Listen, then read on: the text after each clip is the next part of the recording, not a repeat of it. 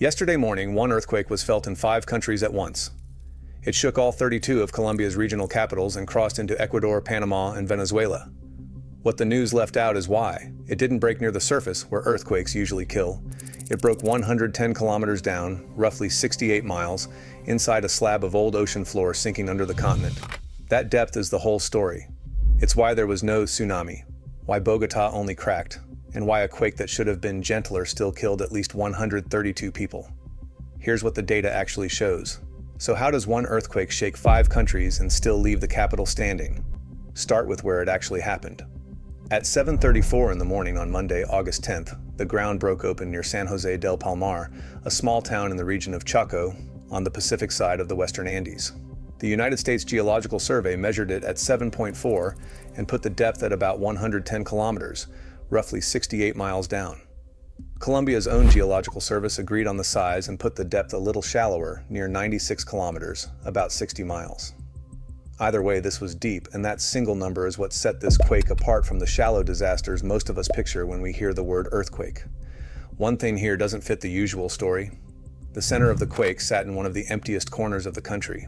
Chaco is Colombia's richest region for wildlife and one of its poorest, thick jungle and scattered towns, with San Jose del Palmar itself home to only around 2,000 people. The nearest city of any real size, Pereira, was 55 kilometers away, about 34 miles.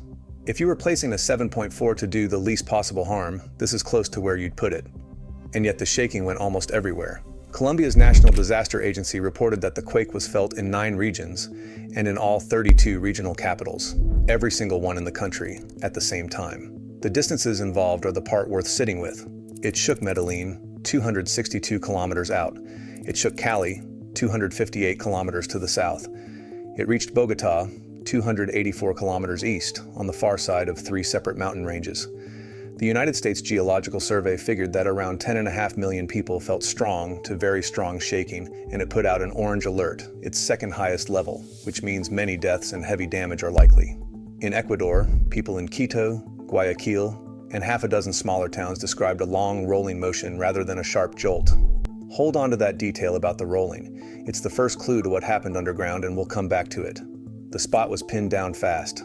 81 earthquake sensors around the world recorded the break. The United States Geological Survey checked the result within hours, and its Did You Feel It survey filled with reports from people across the region telling exactly what the ground did where they stood. Where the ground was closer to the cities, the damage was heavy. By the morning after, the Colombian Association of Capital Cities put the count at least 132 people killed and hundreds injured, with the count still rising as crews reached buildings they couldn't search overnight. President Abelardo de la Espriella, sworn into office only days earlier, declared a national disaster, put the injured near 700, and said about 5,000 homes were damaged or destroyed. 5 cities, Pereira, Cali, Quibdó, Manizales, and Armenia, were placed under red alert, the country's highest emergency level. The details show how this played out on the ground. In Pereira, a 7-story building came down at Plaza Bolivar, and part of the terminal at Matacana International Airport collapsed. In Manizales, a tower of the city's Grand Cathedral fell, and passengers had to be lifted out of a cable car left stranded when the power went out. In Cali, a city of about 2 million, the mayor reported around 30 collapsed buildings. In the surrounding region of Valle del Cauca, the governor reported 27 deaths on its own. 7 airports across the region stopped flights while inspectors checked for cracks. Notice where those deaths are, not at the center of the quake, where almost nobody lives, but scattered through cities more than 200 kilometers away. Rescue teams spent the day pulling people out of concrete. This is the point where a deep earthquake stopped being just an idea and started being a death toll. Now set Bogota against all of that. The capital sits about 280 kilometers east of the center, roughly 174 miles, and it holds more than 8 million people in a city packed with tall towers. When the shaking arrived, alarms sounded and workers spilled into the streets. But when Mayor Carlos Fernando Galán gave his report, the word was cracks in some buildings and no big collapses. A 7.4 rolled under 8 million people and their apartment blocks, and the capital came out of it with cracked walls. That's the strange twist at the center of this story. The quake was strong enough to be felt in 5 countries, yet the largest city in its path barely bruised, while smaller cities hundreds of kilometers away lost buildings and lost people. Both of those things are true, and both of them trace back to the same fact. One instinct gets in the way of understanding it, so let's clear that out first. The instinct says a deep earthquake is a distant one, and a distant one is a safe one. Deep, far below, underground, nothing to worry about. That instinct is wrong, and this quake is the proof. People died from a break that happened 110 kilometers beneath the surface. There's a second version of the same mistake. Because there was no tsunami, it's tempting to call this a near miss, but the reason there was no tsunami has nothing to do with how dangerous the quake was. The Pacific Tsunami Warning Center said the break was simply too deep inside the earth to lift the seafloor, so no wave formed. No tsunami didn't mean no danger. It meant the danger came from a different direction, straight up through the ground under a dozen cities. So depth cut both ways. It's the reason the capital survived, and it's wrapped up in the reason 132 people did not. To see how one number can do both of those things at once, we have to go down to where the break actually happened, into a slab of rock that stopped being ocean floor millions of years ago and is now grinding its way down into the hot rock beneath the Andes. That's where the rest of this story lives, and it's where the rolling motion those people in Ecuador felt starts to make sense. Start with the simplest version of what happened down there. The earthquakes most of us have heard of were shallow ones. San Francisco, Haiti, the Turkey and Syria disaster of 2023, all of them broke within the top 20 or 30 kilometers of the Earth's crust, right under people's feet. This one didn't. It broke about 110 kilometers down, roughly 68 miles, and at that depth you're not really in the crust at all anymore. You're inside a slab of the Earth's outer shell that used to be the floor of the Pacific Ocean, bent downward and sinking into the hot rock of the mantle beneath South America.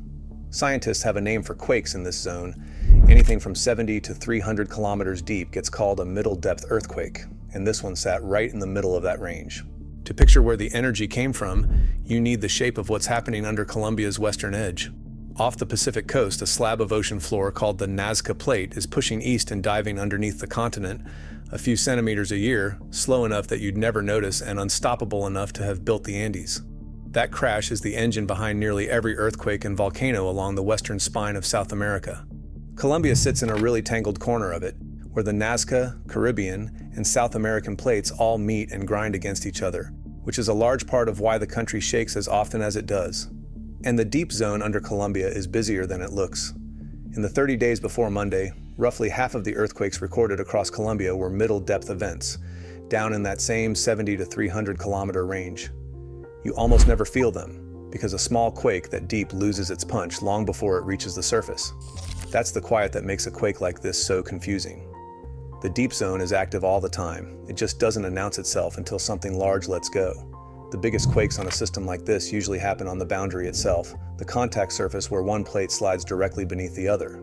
That's the shallow boundary fault, and it's the source of the truly giant earthquakes.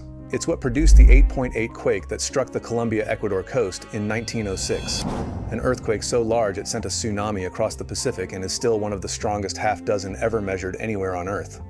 That is the kind of event the shallow boundary is built for. Monday's quake, for all its reach, worked in a completely different way. But Monday's quake did not happen on that boundary. Here's the detail almost none of the news stopped on. According to the United States Geological Survey, the August 10th break happened inside the sinking Nazca slab itself, not on the surface between the plates. Scientists call that an inside-the-slab earthquake, and it acts differently. An outside earthquake scientist, Amilcar Carrera Ceballos, told Scientific American that the depth points to pressure that had been building up inside the plate as it bends and heats on its way down, then letting go in one snap instead of the two plates slipping past each other.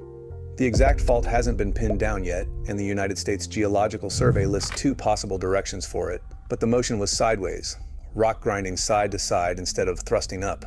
A slab of old seafloor 110 kilometers down, breaking under its own inner pressure.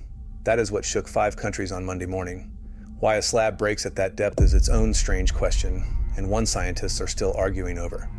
As the plate sinks, it bends and it heats, and the minerals inside it change and let out trapped water, and any of those changes can build up the kind of pressure that finally snaps. The United States Geological Survey says big, deep quakes like this one mostly come from the bending forces inside the sinking slab. But the exact cause, the exact reason a slab this deep and this hot breaks all at once, is still argued over by scientists. It's a useful reminder that even the science teams giving you the numbers are describing a piece of the planet no one has ever seen. Now the depth pays off, and it pays off in 2 opposite directions at once. This is the part that explains everything strange about Monday. Go back to those people in Ecuador who felt a long rolling motion instead of a sharp jolt. That rolling is the fingerprint of a deep, far-off earthquake. When a break is shallow and close, the ground hits you with sharp, fast shaking, the kind that snaps and rattles and knocks things off shelves. As the waves travel farther and climb up from deeper down, those sharp, fast parts fade out first. What survives the trip is a slower, longer, rolling sway. So the same quake that violently shook the jungle above the center reached far-off cities as a long roll. And because the source was so deep, the energy spread upward and outward through a wide cone of rock rather than bunching up in one shallow patch at the surface. That is the first direction the depth cut. It spread the shaking across a huge area, and at any single far-off point, it made that shaking less violent than a shallow 7.4 would have brought. This is not a guess. The United States Geological Survey says it plainly in its own summary of the quake. Earthquakes this deep usually cause weaker shaking than shallow ones of the same size, while being felt over a much wider area. It's why the shaking reached all 32 regional capitals. It's why about 34 million people across the region felt some level of shaking, with about 10.5 million of them feeling it strongly. It's why Bogota, far to the east, got alarms and some cracked plaster while its towers stayed standing. And it's why there was no tsunami. A break that deep can't lift the seafloor, so no wave ever forms. Here's where you'd expect the story to end, with everyone getting lucky. It didn't, and the reason is the second direction the depth cut. A 7.4 is not a small earthquake made harmless by distance. It's one of the largest quakes this region has ever recorded, letting loose about as much energy as a couple of megatons of TNT. Spreading that energy over a wide area lowers the peak at any one spot, but the total is still huge, and it still has to come out of the ground somewhere. Where it came out worst was not the empty jungle right above where it broke, where hardly anyone lives. It was the cities, a couple hundred kilometers away. And in those cities, two things stacked on top of each other. The first is just geography. The coffee region cities, Pereira, Manizales, Armenia, and nearby Cali, are big, crowded cities sitting close enough to a 7.4 to take strong shaking, but far enough that the slow rolling motion had fully built up by the time it arrived. The second thing is the ground those cities are built on, and it's the part that turns a far-off quake into a deadly one. Not all ground shakes the same way. When the shaking waves pass out of hard rock and into soft, loose dirt, the kind that fills river valleys and old lake beds, the soft ground makes the shaking bigger and drags it out, like the difference between tapping a solid tabletop and tapping a bowl of jelly. The classic example is Mexico City in 1985, where an earthquake centered more than 350 kilometers away flattened buildings in the capital because the city sits on an old lake bed that boosts exactly the slow, rolling waves a deep and far-off quake brings. Those long, rolling waves also happen to match the natural sway of medium and tall buildings, so they push those buildings harder than a sharp jolt would. Colombia's cities up in the Andes sit in mountain valleys on their own soft valley soil, and a deep, far-off break hands them close to the worst possible kind of motion for the buildings standing on it. Add in older or weakly built buildings, and you have the recipe for what happened in Pereira and Cali, hundreds of kilometers from a break that barely disturbed the small town sitting directly on top of it. We should be honest about the limits here, because the full picture from the engineers takes weeks, and Colombian and international teams are still working out exactly why certain buildings fell and others right beside them stood. But the big picture is clear enough to say plainly: distance, depth, soft valley ground, and the age of the buildings combined to carry the worst damage away from the center and drop it on the cities. The town nearest the break had almost no one in it. The people were where the ground boosted the waves. The clearest sign of how hard that shaking hit was what it did to the buildings built to stand up to it. In Cali, parts of a hospital came down, including parts that held its youngest patients, and rescue crews worked through the day to clear them. At the main university hospital of the valley, the governor of Valle del Cauca reported damage bad enough to force the whole place to be cleared out. A full evacuation finished before the day was out. When the hospitals built to take in the injured are the ones being emptied out, the shaking has beaten what the local buildings were ever built to handle. You could see that gap in a single picture from Monday. In Pereira, a cable car full of passengers was left dangling when the power went out, and crews spent about 6 hours easing everyone down before the last of them reached the ground in the early afternoon. Manizales had to clear its cable car for the same reason. These are cable cars people ride every day in Colombia's hillside cities, and for 6 hours they became the trickiest rescue in the country, a long way from a break nobody near the center had died from. The response moved fast because the region has done this before, and recently. Colombia's government moved soldiers into the hardest-hit cities. The European Union turned on its Copernicus satellite service to map blocked roads and fallen buildings from space. The the United States, along with several Latin American neighbors, offered rescue teams and search dogs, and aid groups began setting up to feed people who had lost their homes. A 7.4 in a crowded, built-up region is exactly the kind of disaster these systems are built for, and the speed of the response is one reason the count, as heavy as it is, was not far worse. Thousands of families spent Monday night outside the walls they used to trust. Step back for a second, because the timing of all of this is hard to ignore. This is the same slow crash of plates, the Nazca plate diving under South America, that has been violent all summer. In late June, twin earthquakes struck the coast of Venezuela and killed more than 6,000 people. Those quakes were shallow and along the coast, which is exactly why they were so deadly along one tight stretch of coast, very different from Colombia's deep, spread-out quake. Rescue teams were still working the rubble in Venezuela when Colombia's quake hit. Two disasters, 2 months apart, both powered by the same slow crash that raised the Andes in the first place.